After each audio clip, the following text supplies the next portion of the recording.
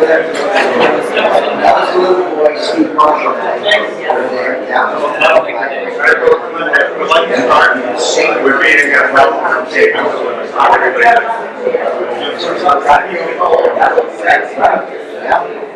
So thank you.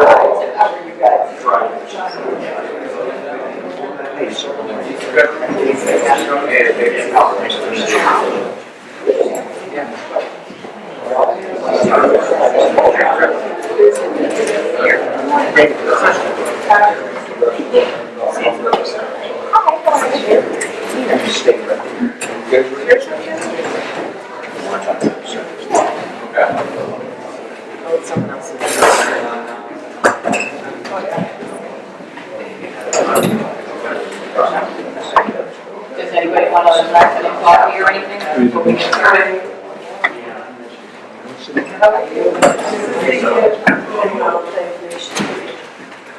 Everybody is free to roam around. There's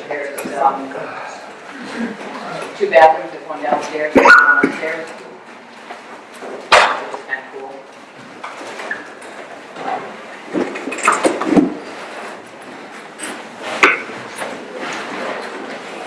Well, welcome everybody. Thank you so much for coming to the Norwell Hanover Business Council for the South Shore Chamber. And the Business Council is a subset of the South Shore Chamber. And we try to run events like this or get-togethers. We do breakfast, lunch, afternoon, meet and greets. And it's for the business community, and it's obviously for us town members. So this one we felt was obviously very timely.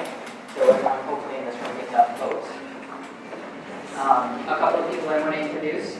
We have Eric Dykeman, who runs this program for the South Shore Chamber. He's the brains behind this operation and gets all this stuff going. David Ellis and I were here for this group, obviously, and we're actually going to run a pitch and see if anyone else might want to help out with the Norwell Hanover Actual Business Council Committee. So that's open for grabs if anybody would like to join us. New fresh blood. Yep, definitely new fresh blood. I want to give Denise Clinton a big, huge thank you. Uniform Realty obviously did a great job putting this space together. If you want to take a minute and introduce yourself. Well, thank you very much. I'll let Brian Murphy, he really did everything. Say a few words. Denise did all the work, I didn't talk. Thank you all for being here. It's like our first event, first big thing here at the firehouse. So it's for lease. If anybody's interested in your business here, we're just glad to have everybody here and have a good event. Thank you. Thank you, Mr. Murphy. Appreciate it. We have David DeCoste over here in the corner, which is our state representative. Awesome. If you guys haven't met him, he is absolutely fantastic. Please go over and say hi. You're my campaign chairman. David has done just astronomical things for the town and the community and just everybody, so he's definitely the go-to. David is going to run the other David, I know that we have three Davids here today. David is going to run a forum for our two fabulous candidates with questions and answers, and you are on. Awesome. Thank you very much. Good morning and welcome to the Senate Candidates Forum. We are going to have a format of 3 minutes for each question and the 30 seconds for each candidate. We are going to start with opening statements. And Joan, since you're sitting right next to me, you need to make your first impression. Well, thank you so much for having me. This is really terrific. And I just want to say thank you again to the Chamber for on such short notice. This is a special election. We have a primary on April 12th, and I think it caught everyone by surprise, so this is tremendous that you're taking the time to do this. So I'm running for the state Senate because I have the experience and the perspective on our district, the relationships and the commitment to tackle some of the issues on Beacon Hill and to be the voice, the advocate on Beacon Hill for the South Shore.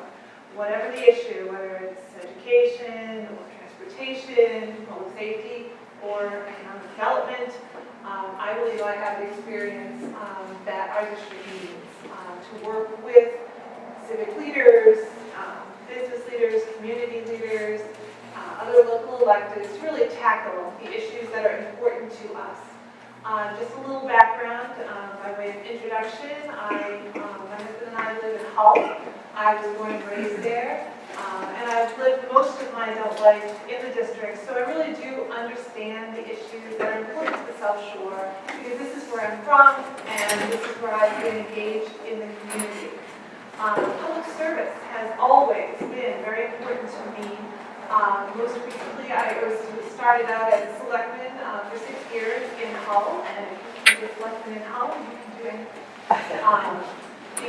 After that was 2004 to 2010, and since that time, I've continued to represent the town to a number of regional boards. Our Regional Planning Association, MAPC, I'm on their elected to their executive committee for the past 8 years. MBTA Advisory Board, I've been on their finance committees. No real power and authority, but a great place for information and opportunity for advocacy for transportation on the South Shore. I sit on the statewide commission, Metropolitan Beaches Commission, which looks at all of the beaches, the PCR beaches, Nantasket, Tunahan, and I also right now happen to be on the Hull Capital Outlay Committee. So I've stayed involved and engaged in places that really, I think, have made an opportunity for Hull and give me a really great perspective on the region and some of our needs, including economic development. Professionally, I'm a lawyer. I run a nonprofit called Mass Appleseed Center for Law and Justice.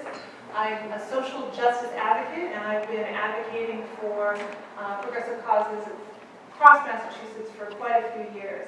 Mass Appleseed is a public interest law center. We promote equal rights and opportunities for Mass residents by developing systemic solutions to social justice issues. So it's research, policy, innovations, advocacy, mostly around access to public education for at-risk youth and homeless children. And we've also moved into work around access to public courts for unrepresented litigants, that sort of thing. But regardless of whatever the activity, whether it be the Appleseed work or work on issues through things like the Women's Bar Association, I've seen the positive impact that I can make on Beacon Hill. I would be absolutely delighted to be your representative and to fight for the South Shore. I believe that we need to be bringing resources in and investing in our community to really make for a bright future. And I feel that we have many, many shared, I don't want to say issues, but initiatives and common threads that our region, the towns and the cities in our region share. And I'd like to take a regional approach and start advocating to bring those resources in. Just by way of example, one issue that happens to be important to me and to most of the communities is sea level rise and climate change. And so that's just one example of a place where we can leverage our shared voice and make for a bright future. Thank you. Thank you, Dan. Thank you for having me. I want to thank the Hanover Norwell Business Council and the South Shore Chamber for putting this together. It's a great opportunity for Joe and I to come out and speak to folks and to get it even beyond this great little setup we have in Norwell. My name is Paul Gannon. I'm a selectman in Hingham. I'm married. I have 2 beautiful daughters and my beautiful wife, and we live in Hingham for about 10 years now. I came to Hingham from South Boston, where I was a prosecutor in Suffolk County, and I was a member of the Massachusetts House of Representatives, which I think myself uniquely qualifies me to do this job in terms of folks knowing what I'm going to do because I have a voting record. When I came to Hingham, I got involved, like most people do, in community events with my children, decided to become a member of the school committee. I ran, was successful, and ran as a selectman a couple years later and was elected to that position. And one of the first things that I did when I was elected as selectman, and a very high priority for me, was I helped form the Substance Abuse Coalition in Hingham. It was basically a prevention group trying to educate, promote ways to promote education and prevention for the epidemic that is basically scourge to our neighborhoods all the way from Boston all the way down. And I will tell you this, that I had first-hand experience with that, not only as a prosecutor when I was in Boston, but also as an attorney. I have a small business that I run. And when I became a state representative, I did everything I could to try to help not only be involved in activities in the town, but also passing legislation to try to keep criminal drug deals up. off the street. When I came to Hingham, I knew we had to do something more.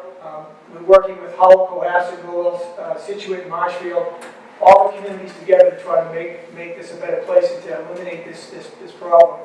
One of the things I will tell you is, and I think that the business community needs to know, is I'll be the only person that can tell you that I voted as an elected official to reduce taxes. I'm also the only person in this race that is pledged, along with the governor and the speaker, not to raise taxes this year. And I think these are important things. And why do I tell you those things? Because there are folks that may indicate otherwise, but I'm the only person that's taken that pledge. When I go around the district in the Situate area, Marshfield, Hull, Cohasset, you name it, Hingham, people don't want to pay anymore. They're taxed enough. They're looking for us to be responsible to cut spending, wasteful spending, in ways that will benefit the better good of the Commonwealth, but not put them under burden. There's a lot of seniors on fixed incomes that can't afford to pay it. And I've heard comments made from my Republican opponent about people that he thinks the legislature should increase taxes to fund certain things. And that's not something, a position that I'm willing to take. So I'm running for office because I've been involved in public service all my life. And I found that as I was a member of the selectmen, there's 3 members, I thought I could do a lot more. I bet that the experience of state government, the experience of municipal government, and trying to balance budgets and keep the spending in check. At the same time, I provide services to people throughout the Commonwealth, and in this case in Hingham. So I look forward to being a candidate. I've been doing this for 8 months. I've met some wonderful people. I look forward to talking to folks over the next month, because the primary, as Joan said, is April 12th. So we need everybody to get out and vote. And thank you very much. Excellent. You've both spoken a lot about what you've accomplished, and can you talk a little bit about, you've been campaigning for some months now. What have you both learned from, what issues you're learning about from the voters in your district? And I'll start with you, Paul. I think, without a doubt, finances is always an important aspect of everybody in terms of where the money's going, whether in a municipal setting or a state setting. I tell myself as being a fiscally responsible person, thus you can see from the positions I've taken on taxes and spending. But opioid epidemic is clearly one of the top 2 or 3 issues everywhere you go. In fact, I was meeting with some small business folks today from Hingham and Hull, and one of the things they wanted to do was offer their assistance to me if I'm elected to partner with small businesses in the area, in the district, to try to find ways not only for funding, but also to address the epidemic. They want to be partners in this thing. And I told them that the folks that we've been dealing with in this coastal connection of these multiple communities have done a great job, and that in my town alone, we have the police, the fire, the paramedics, the school administration, and numerous folks in the community that are very active. So we're very lucky to have the lead of people like Christine Murphy in Cohasset, Anne Marie Galvin in Situate to help us. But this is a team effort. So those are actually some of the priorities. I will tell you that one of the bigger issues that's coming up too is funding of education. And I know my school committee, the town I live in, and I know a number of them, and I've sent a press release out supporting it, is asking the government to come up with additional funding.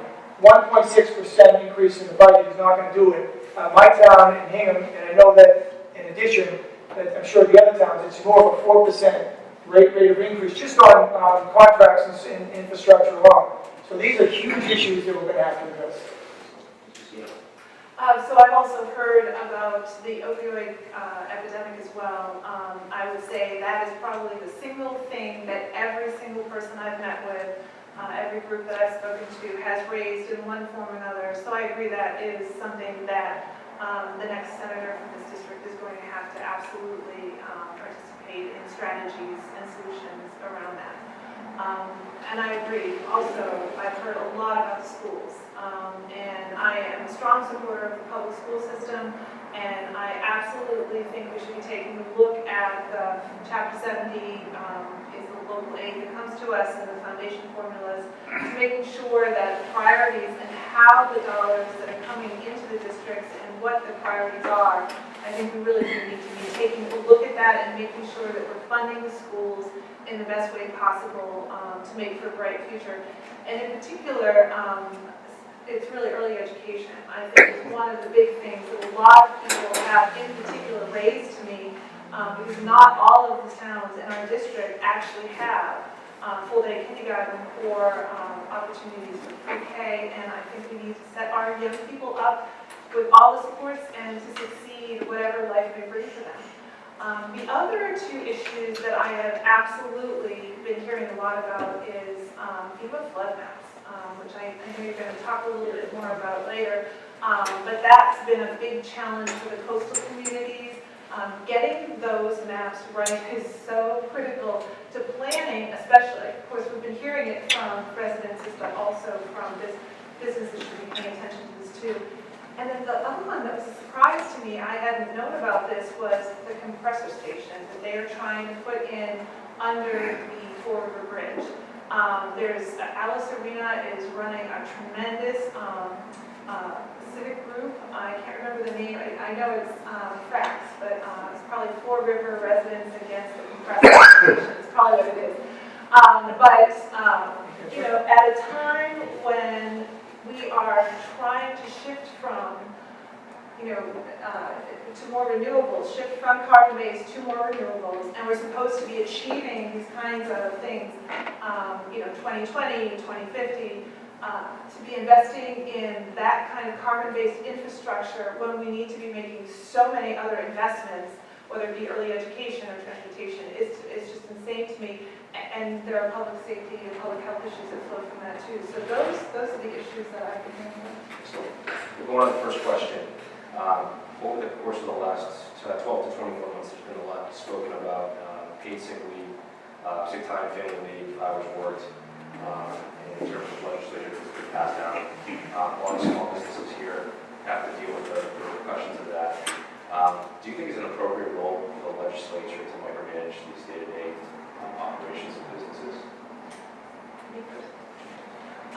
So that micromanaging business is never a good idea relative to a state legislator. Unfortunately, women in the workplace get discriminated against across the board and in some big ways and then in some subtle and really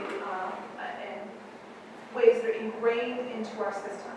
And unfortunately, this is one of those areas. So while it would not be I don't ever think that legislation should micromanage at that level. The fact of the matter is not every business owner is responsible.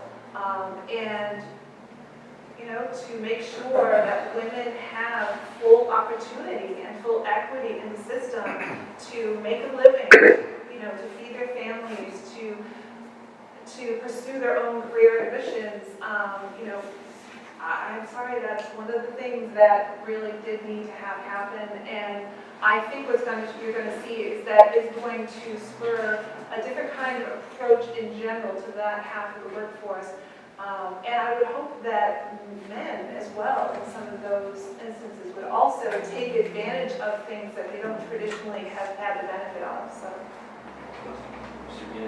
Thank you. I would disagree to a certain extent with Joan. Certainly there's a need for protecting all workers, not just women, but women and men. And obviously I fully support having equal pay for women. I spoke on that recently in the press release. But, it's being an elected official, you don't have all the answers. You need to talk to the small business owners. You need to speak to people around the community. And they'll, believe me, I've been doing this a long time, they're very helpful and they'll educate you on the issues. So just this morning, we were talking about this very issue. And I was hearing how difficult it is for some of these businesses, small businesses, to operate with their legislation. And so I think, and I promised the individual that, if and when I'm elected, one of the first things I will do is sit down with him and talk about ways to maybe overhaul this legislation to make it fair to small business, because you don't want to punish the good small business people because somebody else is maybe not doing the right thing. It's common sense. And that seems to be what's happening according to the people I've spoken to. But the good news is it wouldn't be just me that would be talking about it. They've already reached out to the folks in the Attorney General's office, the legislators, their representatives. I would be another voice for them as the senator, because the seat's open now, to be able to work with them to make sure the legislation doesn't punish the good small business people. Sort of a follow-up question to this. Do you think there's an unintended consequence here with this micromanagement that the businesses are too small to succeed? There's a mentality of too small to succeed, where these smaller businesses cannot compete with large corporations, national chains, because they're not equipped to handle the protocols necessary. I think, Paul, you kind of addressed that a little bit. So when you have this kind of legislation, I can't remember off the top of my head what the threshold is, but I think it's 50 and under. I can't remember the details, but I think that the legislation in fact has tried to accommodate that. But at the end of the day, people want to work, people need to work, and we need to help everybody find a job, and we need to make sure that people have every right and every ability to get a job that suits their abilities. And unfortunately, this is one of those things. Family comes first in my book, and I've always felt that way, and I am a small business owner. I run Mass Appleseed. There's 4 people there.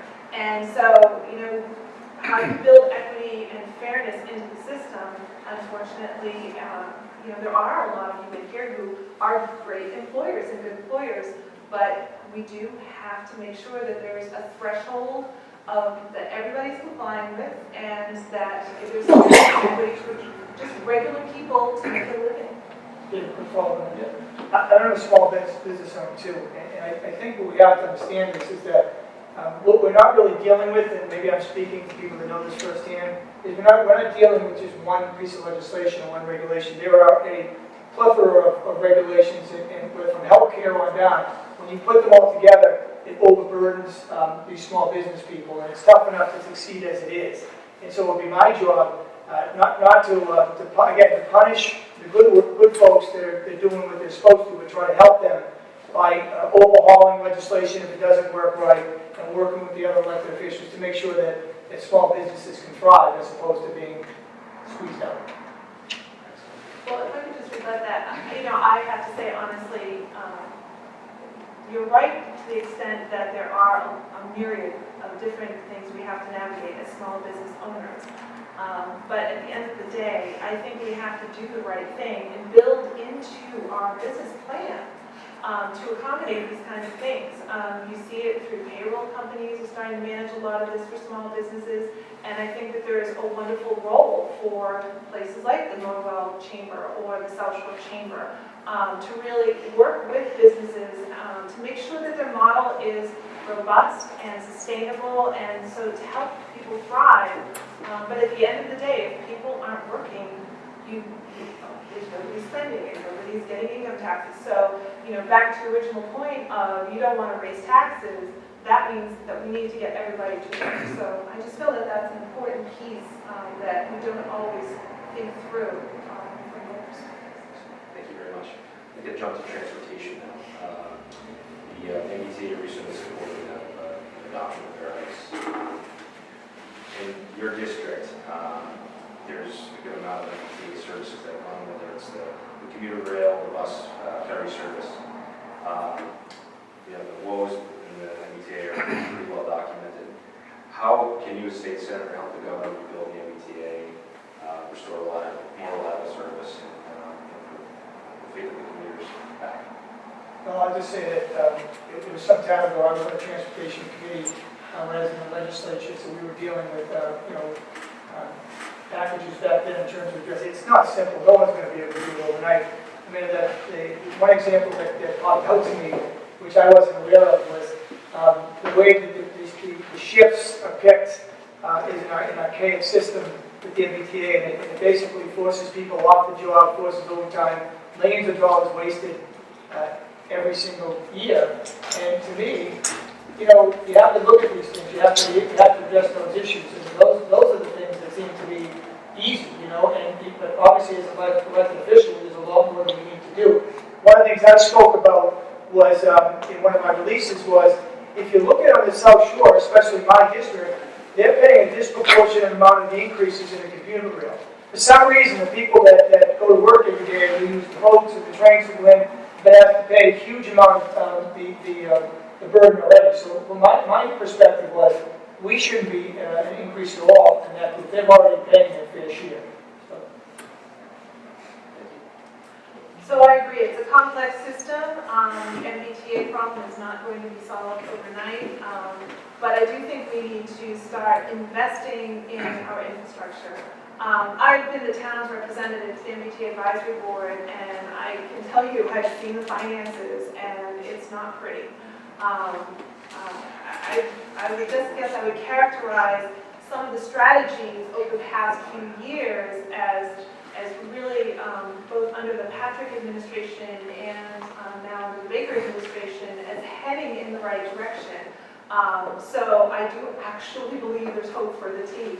But I think it's incumbent upon the state senate role and our state delegation to really be advocating both for additional investments in that system, as well as there's kind of two issues around the debt there, the legacy debt and then the big dig debt, to really take some of that burden off of the MBTA itself. Because I agree, I don't think we can be sustaining increases in fares. I think it makes it too hard for people to get to work. The fares aside, the parking lots themselves, and having to go and pay so much just to park, you might as well just drive all the way in. And the whole point is to get people off the road, to get people to work with some measure of assurance that you're actually going to get there timely. But I think there needs to be some more investment in that system, and I think that that's something that our state delegation should absolutely be looking at. And it's both the commuter rail, it's both the ferries, it's the bus service, and then the thing I think that we should be looking at is how we move around within our district as well.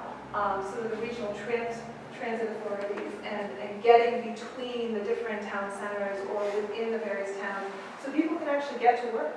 So you actually you support the adoption of the ferries? I think that we should have moderate fare increases along the way. I think it was really lousy that Secretary Pollack went for a 10% increase. If you remember the legislation from last year or the year before, everyone agreed that small incremental fare increases so that people could adapt to it were reasonable and fair, and that's not what they did. So I absolutely disagree that they should have jumped it up and hiked it up that much and on such short notice. And, you know, the other thing is I look at these things through a poverty lens as well, and I didn't really see a whole lot of accommodation for the working poor and social justice, and really acknowledging that sometimes even a 50 cents increase over a whole week makes a big difference. So no, I do want some increase. I think we should, but I didn't think we should jump it up the way we did. I think everybody knows that we need to address infrastructure, whether it be on the highways and the communities, and we're addressing that issue all the time, trying to find money for the roads. But if we're talking about investment, meaning raising taxes, I think I've heard loud and clear people in my community and from the state, why are they going to pay more money, whether it be a fare increase or a tax increase, when the MBTA hasn't put the house in order? And when they continue to waste millions of dollars for whatever purposes they may have, which aren't beneficial to the people who are using the services, I certainly am not in favor of raising anybody's rates or taxes to accommodate that. Okay, thank you. We're going to move on. You're sitting here with a lot of Norwell and Hanover businesses here in our business council. Both do not have adequate sewer support. That infrastructure lacks in this area. It's an impediment to commercial growth. It's been in this region. So Southfield continues to work to find ways to bring water and sewer capacity. The 53 corridor hanging down has these issues. Would you support the NWRA extending its service capabilities further south? Absolutely. You know, I'm very concerned. I see Samantha Woods here. I'm very concerned about our district and the watersheds. They are highly stressed, and you know, if we're going to continue to have growth in this area, whether it be housing, because we know we need housing, and especially affordable housing, or business, we're going to need to solve that piece of the problem with the water. And for years we've done it through reclamation of leaks and that sort of thing, and you know, the fact of the matter is it's a highly stressed basin and we need to figure out some other solution. connecting to the MWRA is expensive, but right now, and even though we don't talk about it, and I know that that's a stress basin as well, but I think for this district to sort of preserve the community and the nature of why we all moved to the South Shore, why it's so beautiful. I mean, we're in Norwell. I mean, it's idyllic here. So I think that if we're going to preserve that, we absolutely have to start thinking about conservation, connecting to different sources of water, and quite frankly, the flip side to that is also the sewer and reclaiming there and stormwater. I mean, we really need to start finding solutions around that. And let's just be honest, that's a huge infrastructure investment that we're going to need to make, but we have to start talking about it now, because we have to connect both our resources, our natural resources, and our utilities with our planning if we're going to be successful in doing sustainable. Mr. Genders. Thank you. I don't want to say this is my last resort, but the MWRA is very expensive. And from my perspective, I would never venture to make an opinion today without consulting with the other local officials in my district and elected officials on the statewide government, because that kind of decision, I think, is far-reaching. Not only for costs, we're talking about how people are going to be impacted. I can just tell you from Hingham, we've taken a pretty unique approach. We want to buy the water company. And, I'm not so sure it's a good idea. And why do I say that? Because we don't know what the judge is going to assess as the cost of doing that. Under a statute from 1879, I believe, when we were allowed to do that, they would have to pay for it. And so I'm very well aware of the limitations of the aquifer in the waterways in terms of ability. The town's affected would be how Hingham and collapsing as far as our system is. And I'm sure everybody's kind of in the same boat. But we do have to look at all opportunities. Hingham, I will tell you, is out front in this issue. We are, besides the fact we're looking at the water company, we have made great efforts with them to limit the leakage, to find and preserve sources. We're in the position of actually talking about conservation. The town meeting approves us. We're in the position of, I don't know if it's 50 acres of it's called Clyde's Plain over by South Pleasant Street. We're going to be buying that property, not only to protect the aesthetic value of it, but also to protect the aquifer and the water sources for the future of our town. So we are proactive in this regard. Now, would you support a public-private partnership or some kind of help develop some of this infrastructure in some of these areas? And I think some years ago, people that are focused on are the Route 53 border. Well, and I may have that. Part of that answer to that question has to do with, discussions that the town of Hingham is having with the selectmen that are not necessarily their executive session material, so I can't really put it to speak of that. But to answer your question, yes, we are looking at it and actively discussing ways to work with the public-private partnership to get the sewage, to get the water in terms of all functions so the business can grow in the town that I represent. And I assume that we would work that way cooperatively with all the towns, because it is important for the future, because when you have business coming into the community, you also have revenue, and that means that the taxpayers don't have to foot the bill completely if we have business. It generates revenue, not only for the communities, but also for the state. So I would answer that just slightly differently. So when I think public-private partnership, I think the business community absolutely has to be a partner in this, talking about the planning, your needs, and the towns themselves have to create a place that is welcoming and receptive to investment from people like yourselves for small and medium and large-sized businesses. But when we talk about public-private partnerships, I get worried because traditionally what that means is outsourcing government functions to private entities. And I have a real problem with that, because that is how we waste away and get rid of our resources. And then when it doesn't achieve the cost savings or the efficiencies that we actually hope or think that it may achieve, then we've gotten rid of our own resources, and it's 10 times as expensive for us to do it. And that's exactly what you see happening with the Hingham Hall Water District that was run by a private company for years. And the big driving force behind that initiative, because I was on the Board of Selectmen when that was really starting to be discussed initially, was having that resource so that we could invest in it so that it was upkeep, so that we could have well in the way that we traditionally would do, so we can preserve the natural resource and the water for our district. And that is absolutely not happening under Aquarian. I think that to say public-private partnership worries me a little bit, but really I see you all, the business community, as absolutely at the table and talking about what your projected needs are for the future so we can do the right kind of planning and lay groundwork for your success. And I may be looking at it differently, but John, I'm looking at the big picture. I'm not looking at just where the water, Aquarian, and so forth. I know firsthand, because we're in discussions, that you have to have a public-private partnership. The businesses in the community have to be on board and involved in the process.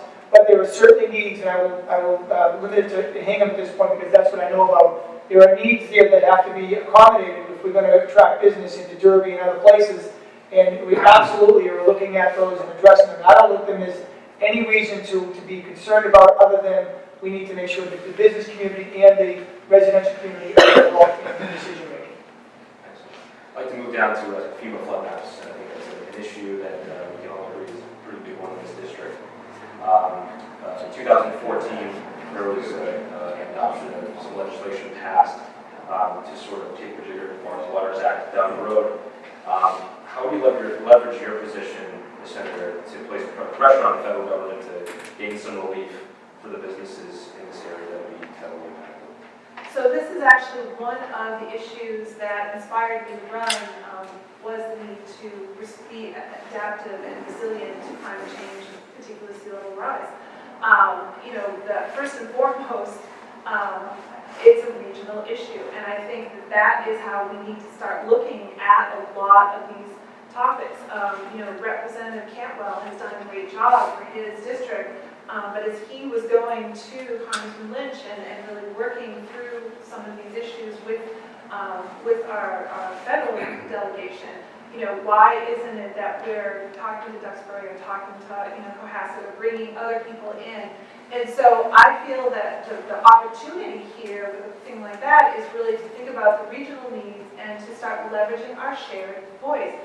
Individually, Hingham or Hull really can't accomplish much, but as the South Shore, I think we could be really powerful. And so I see the role of the state senate as an advocate for the South Shore, both on Beacon Hill, but also with our federal delegation as well. And that's how I would pursue it.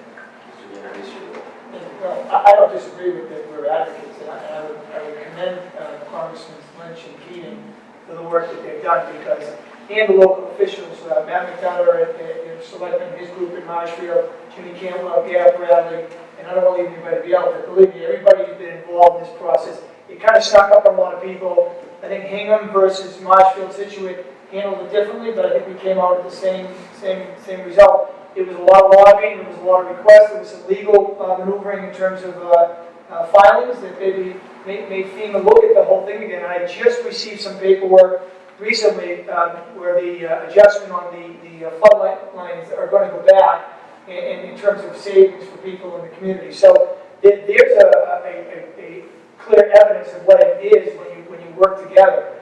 And my whole persona has been, whether it's been in business or in the public sector, has been working together with everybody. The good news is that I have a good relationship with my Representative Bradley and Jimmy Campbell. Know each other well, and we're working together as we speak in terms of just things of interest like opioid epidemic, because I know his wife is very active down in Marshfield.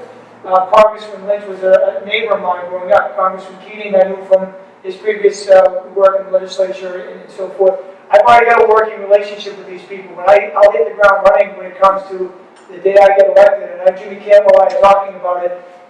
They're going to need somebody in there who can not only address the budget issues right away, because we'll be in budget season, but also have a familiarity with the people that are in the congressional level, so that we can work together in strength in time of our cooperative effort, such as the FEMA issue.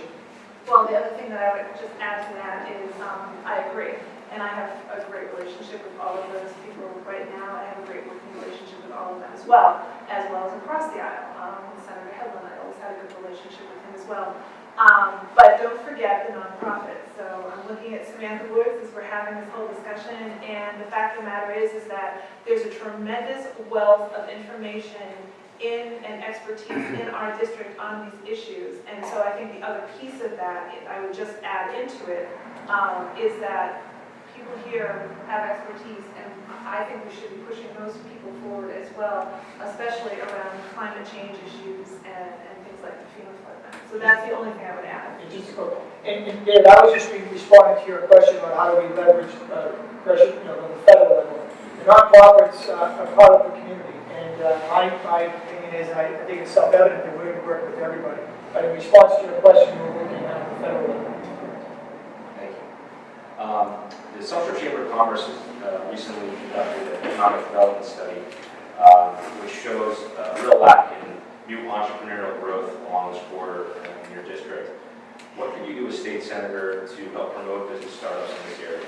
Well, I'll tell you this, that I do understand that, and I don't have all the answers, first of all, so that, why is that happening? I've talked to business folks. We have a South Indian business group that we've been working in terms of that corridor. We're trying to promote business. We've had studies as to what feasibility. When I first became involved in civic activities in Hingham, I was on a committee that looked into the whole Derby Street corridor, trying to widen it.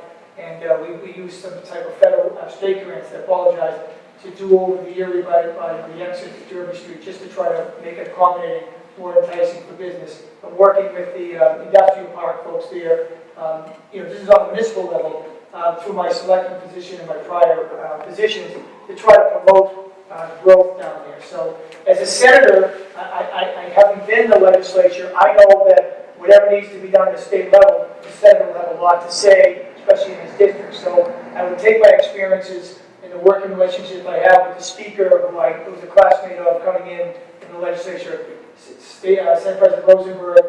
I see Peter Foreman here, former colleague of mine in the House, working with all those people to get the most for my district. That's what my job is. So, I agree. I think it's the role of the state senator to really advocate and bring resources in. For me, it's partly, there's two parts to it. So there's transportation, and I think we absolutely have to wrestle with the whole traffic issue here and some of the transportation projects that we should and could be doing to really promote flow within our district, but also, we have some lovely opportunities for transit-oriented developments along Greenbush and things like that. So I think that's one of the things that we need to be doing. I think the other thing, and this is going to sound so boring, is in some ways it's zoning. I think that from a planning perspective, we need to be, as local elected officials, creating sort of almost like a place, right? Showing the investments in the local communities, in the region, that send the signal out to the business community, whether it be small or medium or large, that this is a good place to come, and that this is a place that wants to work with business, and that this is a place where you really can invest your business resources here and make success. So I see it sort of as a twofold process, that your state delegation would absolutely be advocating every step of the way for the resources we need. And then the zoning issue is something that I know in Hingham that we're obviously dealing with on a regular basis in terms of the selectmen and the town. And I know the other communities as well. They're all working to try to attract business. But at the same time, we have to be understanding and receptive to what the community wants too. So it's a balance. As a follow-up to that question, the same economic development study that was done by the Chamber points to an aging demographic in the South Shore. As State Senate, how can we yet entertain some of this talent, young talent on the South Shore? So I agree. The demographics in our district have really changed, and I think that that's also a caution that we should be thinking about what should government be providing, relative to services and coverage for health insurance and retirement and things like that as well, and things like nursing homes and hospital care. So I think that that's actually a really important issue raising. On the flip side, in terms of attracting young people, again, I think it really is about, the town's doing the visioning and the planning, thinking about what kind of a community are we and what kind of a demographic do we want here. I'll just use Hull as a cautionary tale. When the park, Paragon Park, for those of you who are old enough to remember, when that left a real sort of hole in the landscape there, and it was filled with condominiums, which are 1 or 2 bedrooms, which brought in older people who were downsizing and not really thinking about how to attract young families. So, for places like Hull, I think it becomes a real challenge on how you invest in your schools and your public libraries and what that quality of life is. A lot of the towns on the South Shore that I've been visiting with are starting to do master plans and visioning, and I think that's a really natural first step to making it a place that's exciting for young families to come down here. And the only other thing I'm going to say to you, though, is think about your question, because having now hit 50, as you're saying, how to attract young people, let's not forget that the older people that now I am part of have a lot to contribute. And they are semi-retired, or they're starting to think about retirement or stepping back, and I don't think we've done a great job of tapping into that resource for ourselves and for our community. So I'm just going to say you need to expand your question a little bit. But in terms of what we can do, and there's some things that aren't going to be easily done. Demographics, I look at Hingham and I know that the age is going up in terms of the average, and that's indicative of the other places in the district. I think there's a number of things, and I want to mention a few. We're talking about zoning, we're talking about business, we're talking about opportunities. I mean, we've been meeting in Hingham, we've been trying to generate plans, and there are master plans in every community to try to look forward 10 years, 20 years, so that business can thrive down here, so we can bring people in. Because, and obviously there's housing here, and some of it is priced out of people's, abilities, but that's another issue we look at. But I think if we can put some type of business growth in this area, and we have housing opportunities with folks, and we're not looking at just building condominiums so that people that are, my age, because I'm older than my colleague here, but are going to come retire, and I think we'll be fine. But let me just tell you this, and I will tell you firsthand, and I know it's in most communities, Hingham has a lot of young families, a lot of young professionals, so I'm not so stuck on that indicator. I think that the communities are doing a great job trying to promote opportunities. The school systems in virtually all the district, and Hingham in particular, are very top shelf, so they're attracting people on a regular basis. We just have to see what we can do. I think maybe to promote business down here to get some people to move closer.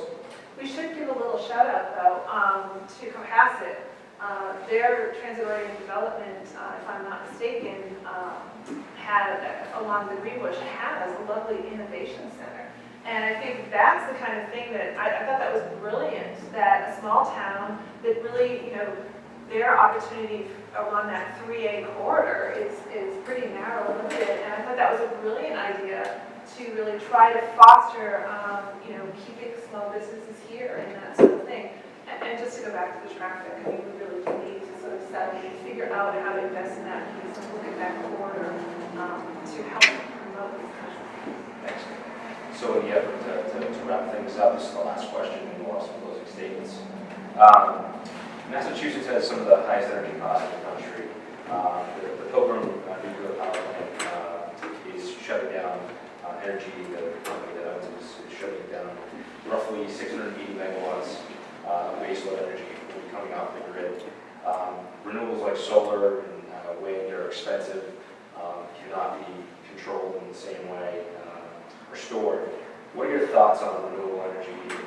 How do you see the baseload coming back? Where does that come from? I think you have to look at all the options, right? I mean, everybody's concerned about the plant going offline and what that's going to do, and I think there's a discussion going to be coming up later this month down there, which I'll be attending.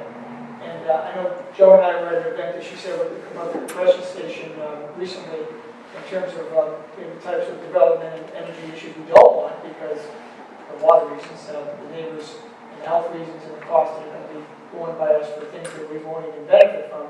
But I think that there's folks in Lowell and in Hingham and elsewhere that have been working on solar panels and wind energy, and I think I don't think we'll disagree on this. I think renewables is the way to go for the future. And we're not certain what we're going to do on it. We're even entertaining in Hingham Municipal Light of leasing out some property for solar in our transfer station. So we're trying to look at every option.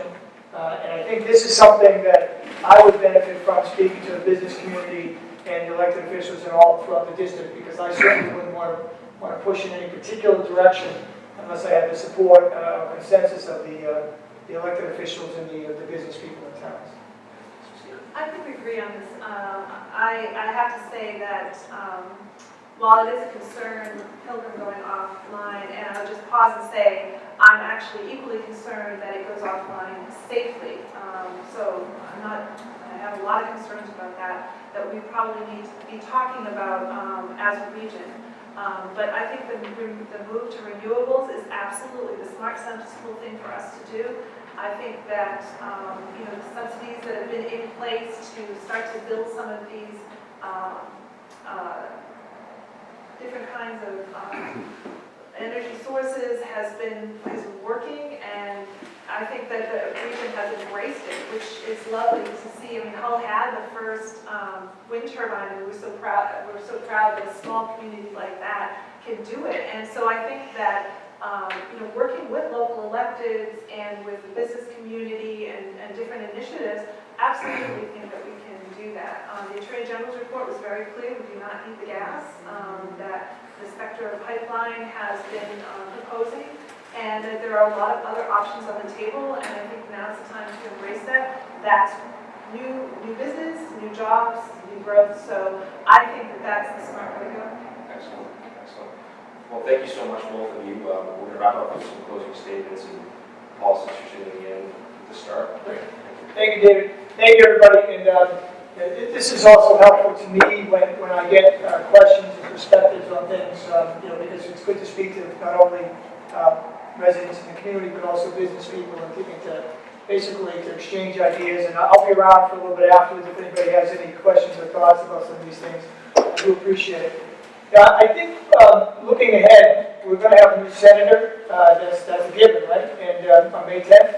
I think you want to pick the most qualified person. I think you want to pick someone that has the experience, someone who's going to be practical and reasonable, and somebody who's not going to, in essence, and I'm not trying to refer to my colleague, I'm just speaking about myself, somebody who's going to look at the realities of the community, the district, what all the interests are, business and personal, in communities in terms of schools and so forth. So my priority is not to raise taxes to fund things. I think people are already overtaxed and overwhelmed at this point. I'm looking for us to find ways to cut the waste that we talked about with the MBTA, wasting millions of dollars. I'm the only person that ever voted for a tax cut, other than Peter Foreman maybe in this room, because I'm the only person who served in the legislature. What my experience and the time I've spent there, the relationships I have with the people up there on both sides of the aisle will allow me to start on day one hitting the ground running, as Jimmy Campbell and I were talking about. I'm the person that can do that. I'll be there in the budget process, which is very important, obviously. I'll be working with my representatives who I have a good relationship already. And you'll know you'll have somebody who has the experience to do those things. So in terms of looking ahead, I just asked you this. Pick the best candidate. There's 2 Republicans and 2 Democrats. When you go out to vote, who's going to do the best job? If you're stuck to an ideology, and I mean the Democrat or Republican, you may not get the person you really want. So just please listen to what we have to say, make your own judgments on it, and pick the best person. And I do ask for your vote on May 10th in the final, but in particular on April 12th in the primary, and I ask you to get out and vote. Thank you very much. So thank you again. I know Paul and I agree that it's hard to get the message out there for special, and that you would have us in and talk issues is tremendous, and especially in such a time. So I just want to thank you again. This was really a fantastic opportunity to start hearing what the issues are, as well as talking about what we think our solutions would be. So I also agree you should pick the best candidate, and somebody who's going to think for themselves and to work hard and to build relationships and to look at the district with a regional perspective to bring people together and get up on Beacon Hill and to advocate for things that we need to make a bright future. I think that the South Shore Chamber's done a tremendous job with its research and its reports and looking at the changes that are coming in our district, and they're coming. And we can either be responsive to that or we can lead it. And I kudos to Peter Foreman for understanding that we need to be on the leading edge of that. That's the kind of work I've always done. That is the way that I will approach being a senator for our district, working with municipal, civic, and business leaders to tackle the issues that are important to us. So thank you very much for having us in here. I am a policy wonk at heart, and I love to talk issues. So I'll be happy to stay afterwards and answer any questions that you might have.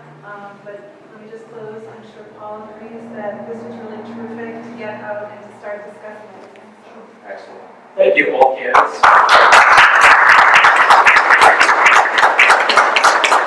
Thanks to both of you. The primary election is April 12th. And again, as to echo what Marinella said before, if there's anyone in the room that's looking to get more involved with the Hanover Normal Business Council, please talk to myself, please talk to Marinella, talk to Eric Eichman from the chamber. I'm getting pictures from Peter Foreman here, which is fantastic.